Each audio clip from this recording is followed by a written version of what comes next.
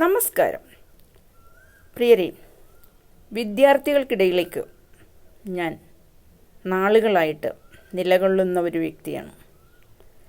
അതുകൊണ്ട് വിദ്യാർത്ഥികൾക്കിടയിൽ നിലനിൽക്കുന്നു എന്നുള്ളത് കൊണ്ട് തന്നെ അവർക്ക് വേണ്ടിയിട്ട് അവരുടെ PSC പരീക്ഷയോടനുബന്ധിച്ച് അവരെ സപ്പോർട്ട് ചെയ്യുക എന്ന ഉദ്ദേശത്തോടു കൂടി ഞാൻ എൻ്റെ പേജിൽ, അതായത് ശശികലാസ് ബ്ലോഗ്സിലൂടെ എൻ്റെ ലക്ഷ്യം നിങ്ങൾക്കൊരു ജോലി എന്ന ഒരു പേജ് എന്ന രീതിയിൽ അതിൽ പ്രധാനമായിട്ടും PSCക്ക് വിദ്യാർത്ഥികൾക്ക് ചോദിക്കുവാൻ സാധ്യതയുള്ള വിവിധ വിഷയങ്ങളിൽ അധിഷ്ഠിതമായിട്ടുള്ള ക്വസ്റ്റ്യൻസ്, അതിൻ്റെ ആൻസേഴ്സ് ഞാൻ പ്രൊവൈഡ് ചെയ്യാൻ ആഗ്രഹിക്കുകയാണ്. അപ്പോൾ എൻ്റെ ലക്ഷ്യം നിങ്ങൾക്കൊരു ജോലിയാണ്. നമുക്കറിയാം, ഒരു ജോലി നേടണമെന്നുണ്ടെങ്കിൽ കഴിവ്, ആത്മവിശ്വാസം, അർപ്പണ മനോഭാവത്തോടു കൂടിയുള്ള പ്രവർത്തനം, സമർപ്പിതമായിട്ട് പ്രവർത്തിച്ചാൽ മാത്രമേ ഇന്നൊരു സർക്കാർ ജോലി സ്വപ്നം കാണുന്നവർക്ക് അത് നേടിയെടുക്കുവാനായിട്ട് സാധിക്കൂ. ടീച്ചിങ് ഫീൽഡിൽ വളരെ അധികം വർഷത്തെ എക്സ്പീരിയൻസ് ഉള്ളതുകൊണ്ട് തന്നെ വിദ്യാർത്ഥികൾക്ക് വേണ്ടിയിട്ട് എന്തെങ്കിലും അവരെ സപ്പോർട്ട് ചെയ്യുന്ന തരത്തിൽ എന്തെങ്കിലും ചെയ്യണമെന്നതാണ് എൻ്റെ മനസ്സിലെ ആഗ്രഹവും. അപ്പോൾ ഞാൻ നിങ്ങൾക്ക് വേണ്ടത് ജോലിയെങ്കിൽ നിങ്ങളെ സപ്പോർട്ട് ചെയ്യാൻ ഞാനുണ്ട് ഇവിടെ. ഓക്കെ, അപ്പോൾ നിങ്ങൾ കൂടുകയല്ലേ എന്നോടൊപ്പം? വിദ്യാർത്ഥികളെ, നിങ്ങളെല്ലാവരും എൻ്റെ ചാനൽ സബ്സ്ക്രൈബ് ചെയ്ത് ഡിഗ്രി തലത്തിൽ നിൽക്കുന്ന വിദ്യാർത്ഥികൾ ഓരോരുത്തരും PSCയുടെ പഠന വഴിയിലേക്ക് മുന്നേറുവാനായിട്ട് ഇങ്ങോട്ട് വരിക. ഓക്കെ, ഞാനുണ്ട് നിങ്ങൾക്കൊപ്പം. ഓക്കെ, അപ്പോൾ ഇന്ന് ഞാൻ നിങ്ങൾക്ക് ഷെയർ ചെയ്യുന്നത് ബയോളജിയുമായി ബന്ധപ്പെട്ട കുറച്ച് വിവരങ്ങളാണ്. ഓക്കെ, അതിൽ സെൽ എന്ന പാർട്ട് നമുക്കെടുക്കാം. Study of the cell is called cytology. അപ്പോൾ സൈറ്റോളജി എന്താ? Study of cell. സൈറ്റോളജിയുടെ ഫാദർ ആരാണ്? Robert Hooke. The cell theory was formulated by M.J. Schleiden and Theodor Schwann. Okay, the regulatory center of the cell, that is nucleus. The powerhouse of the cell, that is mitochondrion. Okay, mitochondrion. Then milestones in the history of the cell biology എന്തെല്ലാമാണ്? The cell nucleus was discovered by Robert Brown എന്നാണ് 1831. ഇതൊക്കെ ചില നാഴികക്കല്ലുകളാണ്, മനസ്സ് സൂക്ഷിച്ചു വയ്ക്കണം. കിട്ടുന്ന കാര്യങ്ങളെല്ലാം തന്നെ പഠിക്കേണ്ട കുട്ടികൾ ഓരോ ദിവസവും പ്രാക്ടീസ് ചെയ്യണം. ഒരു 25 ക്വസ്റ്റ്യൻ ഒരു ദിവസം എന്ന രീതിയിൽ ഇവിടെ ഇടുമ്പോൾ ആ 25 ക്വസ്റ്റ്യനും നിങ്ങൾ അന്ന് തന്നെ പഠിക്കുക. 50 ക്വസ്റ്റ്യന് നിങ്ങൾ ഒരു ദിവസം ആൻസർ ചെയ്യാനായിട്ട് ശ്രമിക്കുകയാണ്. അത് ബൈഹാർട്ട് ചെയ്യുവാൻ നിങ്ങൾക്ക് എപ്പോഴും ശ്രമിച്ച് കൊണ്ടേയിരിക്കണം. അങ്ങനെ ചെയ്താൽ തീർച്ചയായിട്ടും നിങ്ങൾക്ക് നിങ്ങൾ നേടാൻ ഉദ്ദേശിക്കുന്ന വിജയത്തിലേക്ക് ഓടിയെത്താം. മനസ്സിലായോ? വിജയത്തിലേക്ക് ഓടിക്കൊതിച്ച് എത്താൻ നിൽക്കുന്ന ഒരാളെയാണ് ഞാൻ നിങ്ങൾക്ക് ഇതിൻ്റെ ബാക്ക്ഗ്രൗണ്ടിൽ തന്നിരിക്കുന്നത്. അപ്പോൾ എന്താ പറഞ്ഞേ? The cell nucleus was discovered by Robert Brown in 1831. Plant cell was discovered by, plant cell ആരാ കണ്ടുപിടിച്ചേ? M.J. Schleiden 1838. Animal cell was discovered by Theodor Schwann 1839. The scientist who proposed that all cells from the division of previously existing cells. ആരാണ് propose ചെയ്തത്? All cells from the division of previously existing cells. നേരത്തെ ഇവിടെ നിലനിൽക്കുന്ന സെല്ലിൻ്റെ എല്ലാം ഡിവിഷനായിട്ട് വരുന്നതാണ് proposed ആൾ cells എന്ന ആ ഒരു തിയറി പ്രപ്പോസ് ചെയ്തത് ആരാണ്? റഡോൾഫ് വിർച്ചോ. അത് 1858. Okay, the cell is enclosed by a thin outer boundary called dash cell membrane. The biological energy currency of the cell is ATP. എന്താ അത്? Adenosine triphosphate. Okay, adenosine triphosphate. Next, the work horse of the cell is called protein. Next, the suicidal bags of the cell is called lysosomes.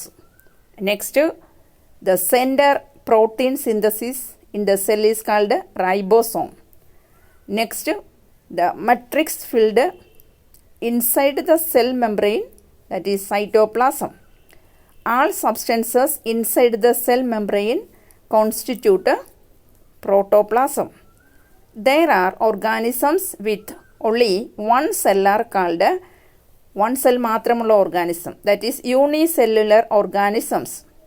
Then examples of unicellular organisms: amoeba, paramecium, euglena, bacteria, etc. Okay. Then again, protoplasm composed of dash dash dash. Protoplasm എന്തെല്ലാം കൂടി ചേർന്നതാ അടങ്ങിയതാ? Cytoplasm, nucleoplasm and other organelles. Okay. Then again, next question. Organisms with more than one cell in their body is called multicellular organisms. Examples of multicellular organisms are animals and plants. The cell wall of plants is made of cellulose. The next, the cell organelles that is found only in animal cells, centrosome. Again, the largest cell in the human body is ovum. The smallest cell in the human body is sperm. The longest cell in the human body is neurons. Okay. Then again, nervous system-മായി ബന്ധപ്പെട്ടിട്ടുള്ളതാണ്. Cell oriented ആയിട്ടുള്ളതാണ് ഇതുവരെ പറഞ്ഞത്. ഇനി nervous സിസ്റ്റവുമായി ബന്ധപ്പെട്ടിട്ടുള്ളത്. The structural and functional unit of the nervous system is known as neuron. Part of the neuron which carries impulses, that is axon. Protective sheath of axons are myelin sheath. Okay. Axon passes an impulse into another neuron through a junction called a synapse. Okay. Then you know, largest nerve, vagus nerve. Longest nerve, sciatic nerve. Smallest nerve, trochlear nerve. Okay. You know, the chemical substance present in synapse which act neurotransmitter is known as acetylcholine. Acetylcholine. Okay. The part of neuron which receives nerve impulses, that is known as dendrites. Then another question, total number of nerves in human body. Total number of nerves in human body. എത്ര nerves ഉണ്ട്? 43 പെയറാണ്. 43 pair. The number of spinal nerves in human body. 31 pair. The number of cranial nerves in human body. Cranial ശിരോനാഡി എന്ന് പറയും മലയാളം. അതെത്രയാ? 12 ആണ്. 12 pair. Vagus nerve also called 10th cranial nerve. Two major parts of nervous system, the central nervous system and peripheral nervous system. Okay. The central nervous system consists of brain and spinal cord.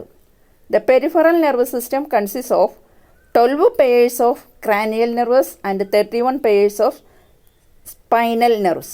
Okay.